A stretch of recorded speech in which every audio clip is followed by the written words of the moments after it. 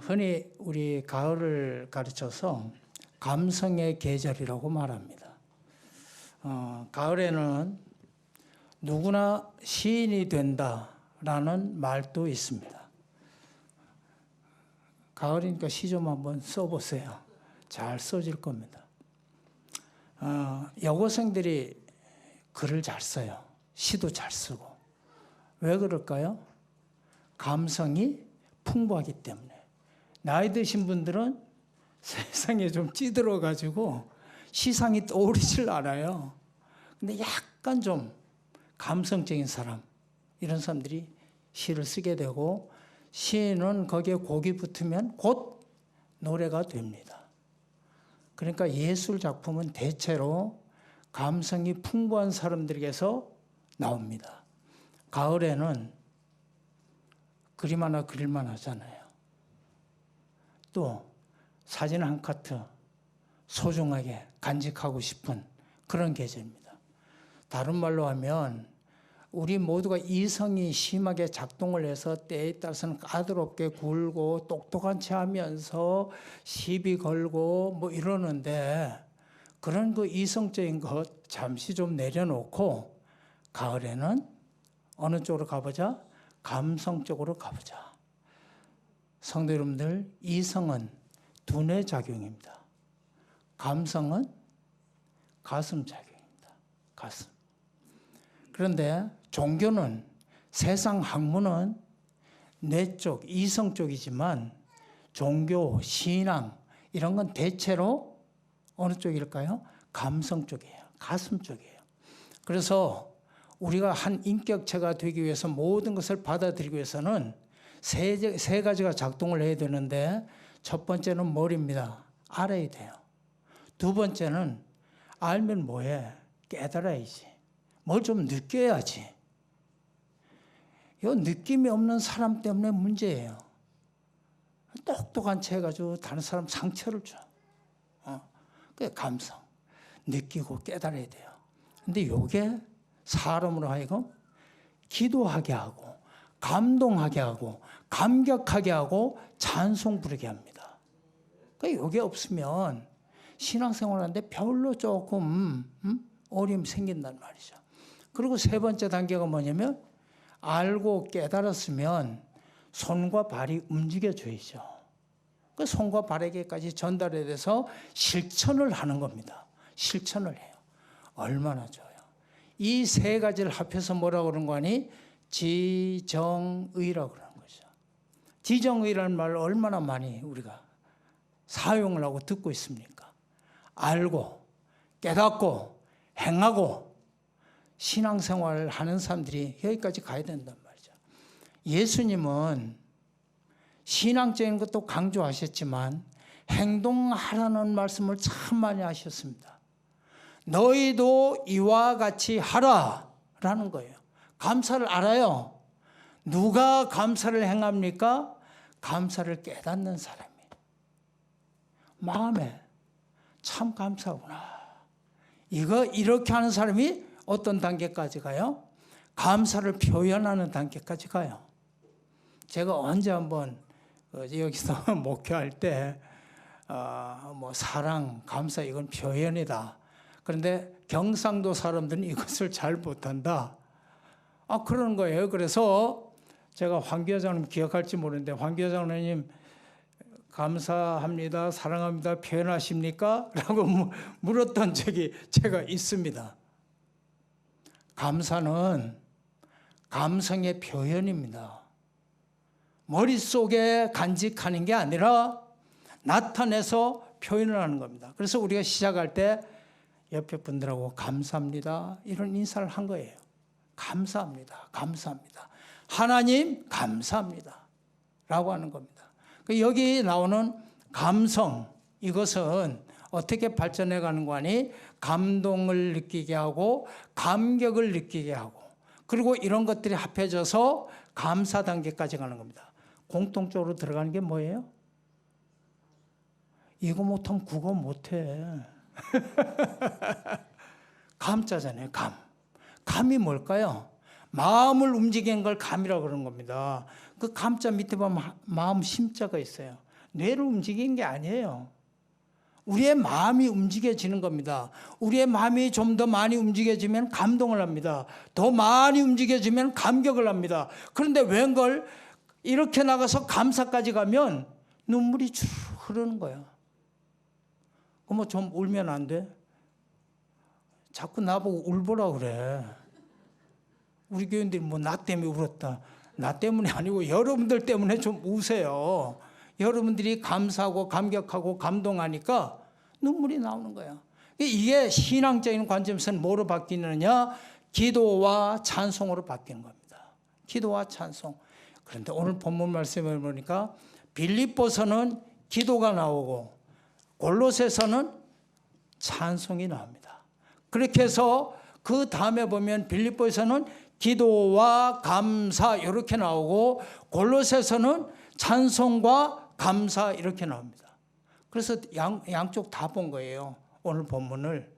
그 빌립보서는 기도와 감사, 골로새서는 찬송과 감사. 이 가을철에는 기도하는 계절이 되고 찬송하는 계절이 되고 이것이 합해져서 무엇과 연결돼요? 감사와 연결이 됐으면 좋겠어요. 신앙생활이 확 업그레이드 되잖아. 무뚝뚝하게 신앙생활을 할 게 아니라 이렇게 좀 감동하고 감격하고 그랬으면 좋겠어요. 우리 최강철 담임 목사님 설교할 때 여러분들 좀 감동하고 감격하고 그래서 그게 교회식으로 말하면 은혜가 되고 좀 그렇게 돼서 발전해 나갔으면 좋겠습니다. 이 빌립보서에 나와 있는 말씀 귀한 말씀인데 거기 보면 염려하지 말고 감사함으로 기도와 간구할 것을 가지고 염려하지 말고 감사함으로 하나님께 아뢰라라는 말씀이 나옵니다. 여러분들 감사함으로 염려하지 말고 기도와 간구로 그것을 감사로 넘기는 이 작업을 가만히 보면 감사함으로 아뢰라 그랬어요. 감사함으로 아뢰라. 그 얘기가 감사가 어떤 그 기도라는 거, 감사라는 것이 어떤 결과를 보고 어떤 결정이 된 걸 보고 어떤 열매를 보고 아 이게 참 잘 됐구나. 그래서만 감사라는 게 아니라 이미 기도하기 전에 감사함으로 감사 자체가 이미 수단이 된 거예요. 감사함으로. 여러분들 아시는 말씀입니다만 오병이에 보면 예수님이 물고기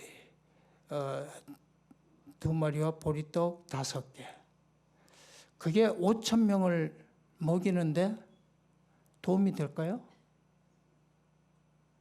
보잘것없어요. 사소한 거예요. 모자라도 너무 모자라요. 없는 것과 마찬가지예요. 그런데 예수님이 축사하시고 그것이 기도하시고 그런 뜻이에요. 그런데 그게 원어나 영어 성경에 보면 감사하고 그렇게 나와. 감사하고. 축사하시고 우리말은 그렇게 번역되어 있지만 이것을 가지고 감사하고 나눠줬더니 기적이 일어난 거예요. 먼저 감사했어요. 결과를 보고 와 오병이어로 5,000명을 먹였네 감사합니다 이게 아니고 감사했더니 먹였더라 그 말이에요. 근데 대체로 우리 사람들 인간은 뭐예요? 결과를 가지고 하잖아. 결과를. 그러니까 그냥 결과가 조금만 못마땅하면 감사보다는 불평, 원망, 짜증 뭐 이런 게 나오죠. 여러분들 그 예수님의 기적의 사건에 우리가 받을 수 있는 중요한 교훈 하나는 뭐냐면 감사를 먼저 하니까 기적을 가져오더라. 우리들이 사는 동안에도 우리의 삶 속에서 좀 기적적인 좋은 일이 생겼으면 좋겠다 하면 뭐부터 해봐요? 감사부터 해보는 거야. 감사부터. 성경에는 감사하니까 역사 일어나는 거 많잖아요. 전에 우리 최강철 목사님이 빌립보에 갇힌 바울이 찬송과 기도하니까 온문이 터졌다 하는 말씀을 하셨어요. 아마 여러분들 다 들으셨죠? 뭘 했다고? 찬송과 기도를 한 거예요. 오늘 얘기로 하면 감성, 감동, 감격. 여러분들 옥이라고 하는 것은 그런 것을 할 수 있는 처지가 아닙니다. 그런 형편이 아니에요. 그런데 빌립보서하고 골로새서하고 잘 인식하시길 바랍니다. 이걸 옥중서신이라고 그래요.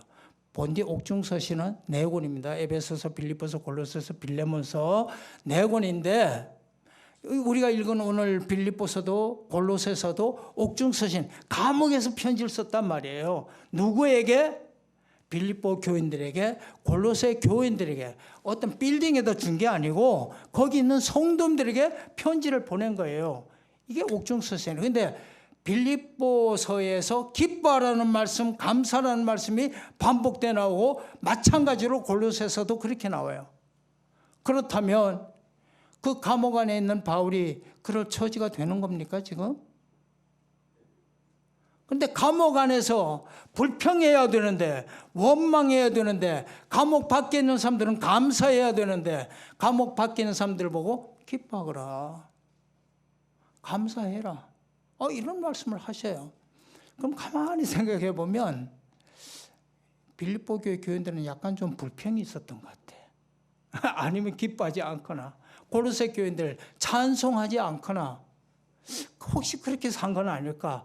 그렇지는 않았겠지만 바울의 견지에서 보면 만약 했다 그러면 기쁨의 삶을 계속 살고, 감사의 삶을 계속 살고, 기도하는 삶을 계속 살고, 찬송하는 삶을 계속 살아라, 격려하는 말씀이 될 수도 있고, 안 했다면 해라, 바꾸어라 말이지. 이런 의미로 우리가 받아들일 수 있습니다. 사랑하는 성도 여러분들, 우리가 그래도 감옥에 사는 건 아니잖아. 응? 그보다 나은 형편에 살잖아. 그러면 뭐가 좀 따라와야 되겠어요? 기쁨과 감사가 따라와야지. 기도와 찬송이 따라와야지. 우리가 사실 당군 이래로 가장 잘 사는데 그렇게 불평과 원망과 짜증과 속상함과 이런 게 그렇게 많아요. 근데 여러분들, 그럼에도 불구하고 바울 선생님은 염려하지 말라라고 하는 말씀을 먼저 붙였습니다. 염려하지 말고 기도와 간구로 너희 아뢰올 것을 감사함으로 하나님께 아뢰라는 거예요.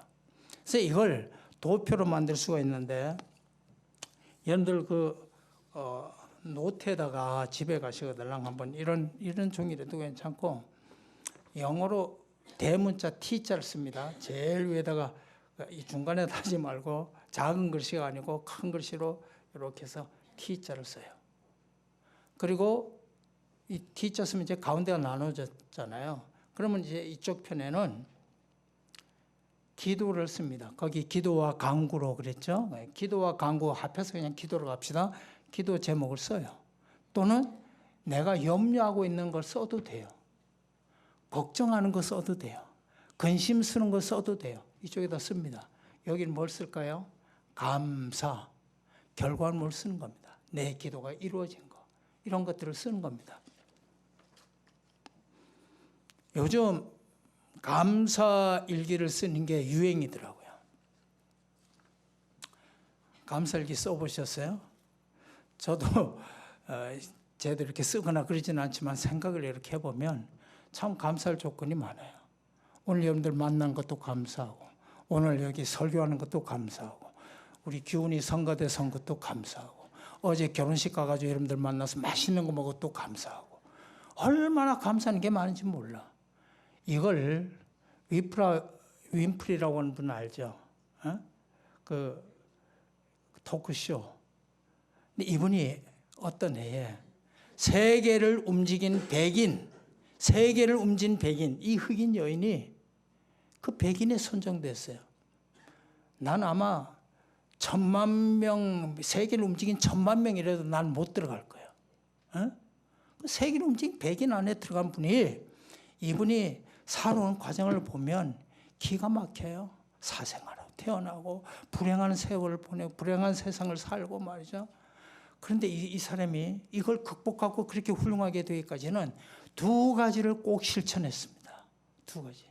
하나는 책 읽기, 또 하나는 감사 일기 쓰기. 우리 예원아, 예준아, 책 읽기.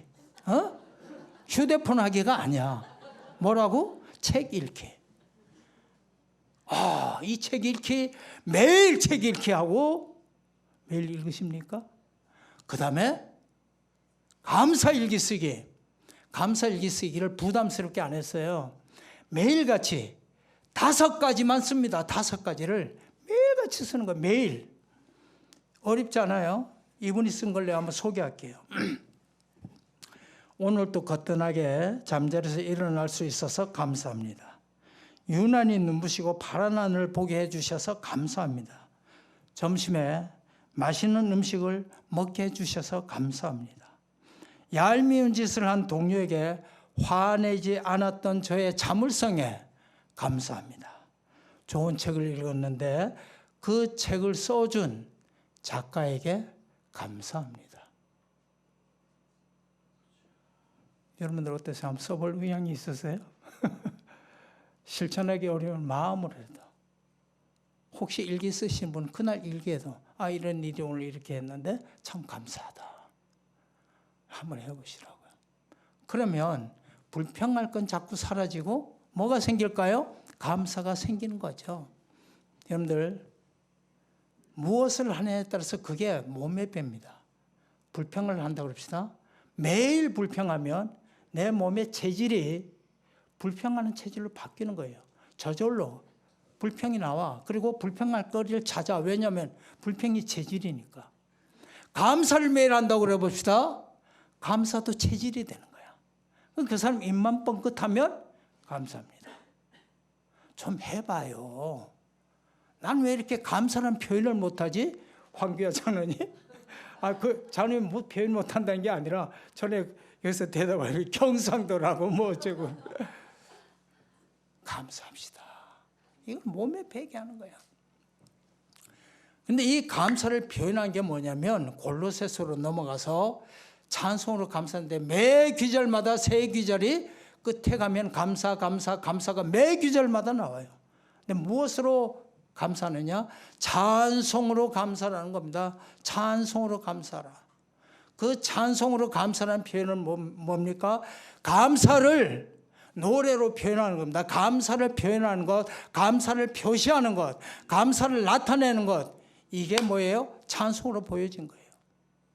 성도 여러분들, 감사는 마음속에 담아두는 게 아닙니다. 표현하는 겁니다. 그래서 어떤 사람은 이렇게 얘기했어요.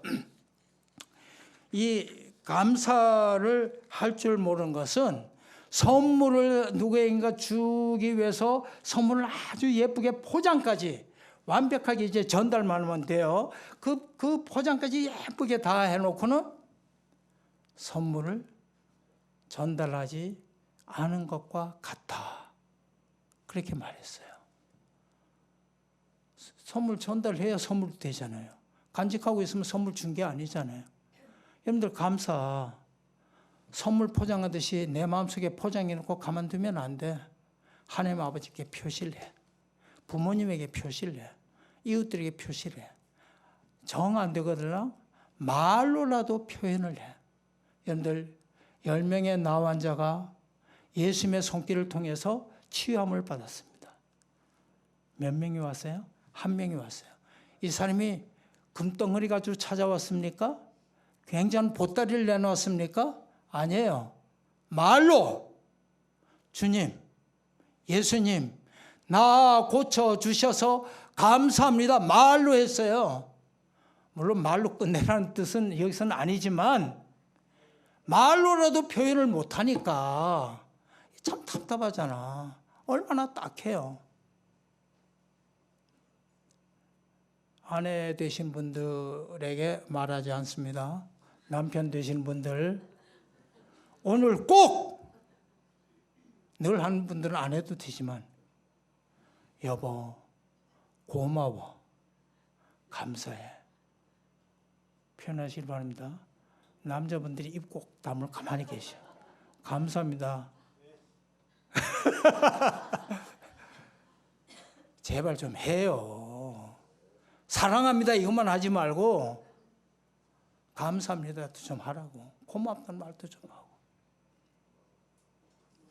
미안해, 내가 여기다 누구 불러가지고 얘기 곤란해서 우리 손자들 얘기하는데, 예은이, 예준이 엄마 아빠한테 오늘 그동안 감사합니다, 감사했습니다, 고맙습니다 해요.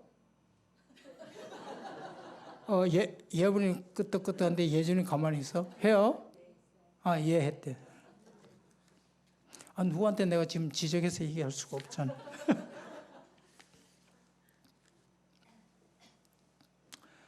오늘은 성도님들 추수감사 주일입니다. 우리가 수확한 것을 감사하는 날입니다. 주기도문을 보면 그 주기도문에 우리에게 일용할 양식을 주옵시고 라는 말씀이 나옵니다. 저는 이 말씀이 참 고맙고 감사해요. 우리가 기도하는 걸 말이죠, 거창하고 전 세계 한 바퀴 돌아서 평화를 얘기하고, 이것도 우리가 기도를 하긴 해야 돼요. 하지 말라는 게 아니라 사실은 내가 필요한 가장 작은 것도 기도 제목이 될 수 있다는 거예요. 가장 기본적인 것, 먹는 문제 해결해 달라고 예수님 앞에 기도하는 거예요. 지금도 헐벗고 굶주리는 분들이 물론 계십니다만은 대체적으로 봐서 우리가 지금 헐벗지 않잖아. 굶주리지 않잖아. 옷도 다 잘 입으셨네. 살도 나는 주름이 있는데 주름도 없어. 이 좋은 세상 살면서 일용할 양식을 주옵시고, 주셨는데 감사 좀 하면 안 돼? 근데 일용할 양식도 가만히 살펴보면 이 추수절에 보면 손이 얼마나 많이 간지 몰라요. 곡식과 과일을 만들어서 수고한, 농사 좀 지어보셨어요? 보통 수고가 아니에요. 그냥 말로만 슬쩍 넘어갈 수고가 아닙니다. 고생스러운 수고예요. 그 수고를 통해서 우리에게 왔어요. 또 식품을 우리에게 전달해 준 사람이 있어요. 저 논밭에서부터 서울에까지 싣고 오는 트럭 기사가 또 있어요. 꼭두 새벽에 또는 밤새도록 운반을 합니다. 저 바다에 가서 파도와 싸워가면서 생선 한 마리 이렇게 낚고 잡아가지고 우리 식탁까지 올라옵니다. 어부들, 수고한 사람들이 얼마나 많습니까? 저 들판에서 소젖을 짜서 우유를 만들어가지고 우리에게 넘겨준 사람이 있습니다. 고맙다고 대가를 지불해서 돈을 지불하지만 좀 고마움도 가져봐. 그게 감성 있는 사람이야. 돈 줬으니까 됐지. 이성적인 사람, 똑똑한 사람. 돈 줬지만 그래도 이들이 수고하고 감사하구나. 저는 재활용 내놓을 때마다 거기 관리하는 경비실의 아저씨들한테 수고하십니다.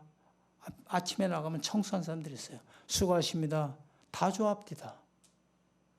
뭐 그따위로 이래. 한번 그려보세요. 어? 아유, 그러니까 뒤집어야 돼요. 감사하면서 살아야 돼요.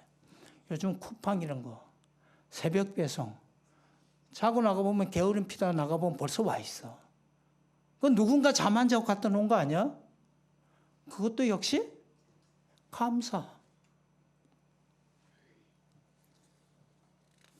근본적으로는 이 모든 것을 통틀어서 그런 것들이 있게 하신 제1원인 뭘까요? 하나님이시죠. 하나님을 향한 감사가 있어야 된다고 말이죠. 추수감사주일은 이걸 다시 한번 우리에게 경각심을 깨워주는 귀한 절기라고 생각을 합니다. 영국의 화가이자 시인 로제티라는 사람이 이렇게 말했습니다. 무신론자들이 있는데 무신론자들의 가장 나쁜 순간은 진실로 신은 없다고 생각하지만 진실로 감사할 일이 생길 때 감사할 대상이 없는 사람이 무신론자다. 그 얘기를 했어요. 맞죠? 신이 없는데 어디다 대고 감사해요? 우리는 유실론자들이잖아요. 하나님께 감사하는 거예요. 사람 됨됨이나 인격은 매우 중요합니다. 그런데 누가 사람 됨됨이가 어떤지, 품성이 어떤지, 성품이 어떤지 잘 알 수가 없어요. 그래서 혹시 결혼 대상자 이러면 친구를 봐라. 또 그 사람이 가장 많이 돈 쓰고 시간을 가장 많이 내놓는 게 무엇인지 봐라. 그럼 그 사람에 대해서 알 수 있다. 한 가지 더 첨가합시다. 그 사람이 감사하는 사람인가 봐라. 감사하는 사람은 성품이 나쁠 수가 없죠. 누가 효자가 될까요? 감사할 줄 알아야 효자가 되는 거지. 부모에 대해서 불평한 사람이 효자가 어떻게 돼요? 같은 이치로 누가 좋은 신앙인, 누가 좋은 그리스도인이 될까요? 감사하는 사람. 감사하니까 감격하고 감동하고 하나님 앞에 기도하고 찬송하고 하나님 앞으로 더 가까이 나고 하나님과 교제하고 하나님의 사람이 되고 성령의 사람 되고 그러지 않겠어요? 감동한다, 감격한다, 감사한다, 다 마음의 문제예요. 우리의 심령을 변화시키는 것은 우리 자신이나 우리 의지보다는 성령의 역사하심이 있어야 가능합니다. 성령께서 아무쪼록 여러분들 지배하셔서 여러분들의 마음속에 감성을, 감동을, 감격을, 감사를 집어넣어 주셔서 이제는 여러분들의 삶이 과거보다 더 밝고 환하게 감사로 넘쳐서 염려가 감사로 바뀌는 인생으로 살아가시는 사랑하는 모든 성도들 되시기를 주님의 이름으로 축원합니다.